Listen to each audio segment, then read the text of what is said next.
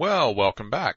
This is our functions and program structure video. This is just the introduction to this chapter and series of videos because we've got a lot to talk about this time in this section. We are going to get into functions and how to break a program apart into functions. So far, we've only had one function, and that's main. And main is just a function like any other. All the same rules apply to main and to all the other functions. Main is only special because that's where the operating system knows to start. It starts the program, the C program that we've written, at the function named main. So that's the only difference between it and the others that we're going to look at. We're going to look at how functions return things, how they take in information so that we can get data into a function, let it do something to it, multiply it, look it up on the internet, whatever the function is going to do, and then give us some results. We're going to look at things called external variables.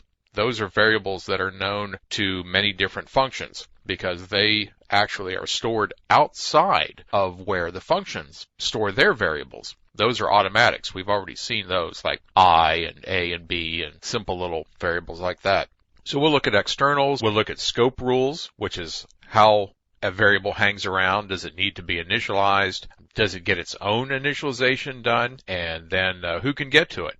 Things like that. We'll see header files, how to use them. We've already seen how to do a pound include of standard I/O, but we'll look at other header files and what the different characters, the less than and the quotes and things like that mean. Static variables, we'll look at those, and register variables, which you may not get to use in your particular compiler, but the C language still has the word for them for register variables, and I'll show you what they are in some compilers. We'll look at how to create a block structure in your functions and how to use such a thing.